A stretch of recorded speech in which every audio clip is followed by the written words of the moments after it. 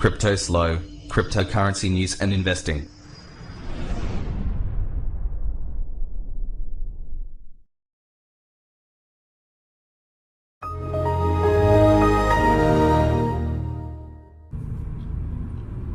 Cryptoslo with more crypto gains. What's going on, guys? Happy Wednesday.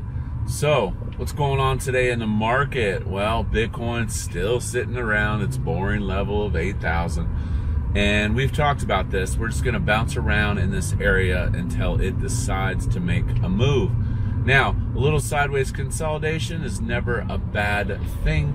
And we do get a little drip back into the alts. And that is the topic of today's video. And that is RavenCoin. RavenCoin. So, RavenCoin. I know I always talk about this a little on my channel.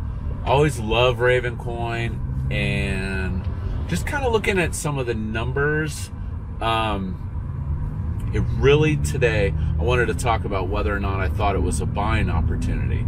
Now, the way I kind of look at RavenCoin is I look at the ratio of Tron to Raven. I remember before Bitcoin made its move from 3,000 to 8,000, and basically Tron and RavenCoin were both a penny. So you could choose. And that was when I originally I sold my stack of Raven because it wasn't doing anything, and I moved into Tron. Now, in retrospect, am I glad I did it?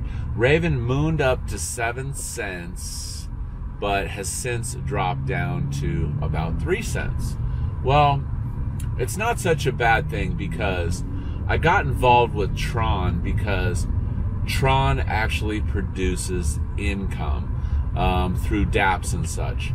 So basically Raven at this point is more speculative, whereas Tron allows you to make money through all these, dApps and games. And basically it's been this long road of dApps, learning about basically finance games and game theory. And I wouldn't trade it for anything. It's been a very cool and interesting journey.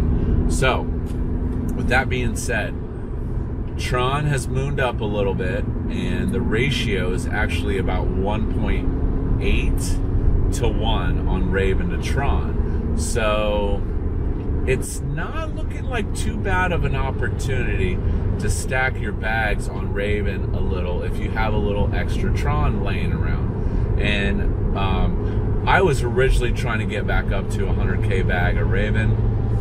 I'd be happy with that, and I would just let it sit. And I've talked about this before. The problem with Raven is it's a fantastic project, but legal has to catch up to Raven. So Raven's decentralized. It's blocked by proof of work.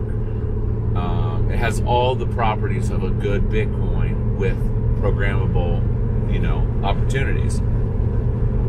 The funny thing about Raven is, in some ways, after I got into Tron, I was like, why wouldn't they have just made RavenCoin a smart contract coin? And then you could have programmed, your securities in it, as well as other smart contract things. So it'll be interesting to see if in the future RavenCoin upgrades their coin to be more of a full smart contract coin. But in the meantime, it's mainly designed to hold assets. And that's kind of the core problem with Raven is the legal side of tokenizing assets really hasn't caught up to the coin's price. Therefore, do I think Raven could go up much higher?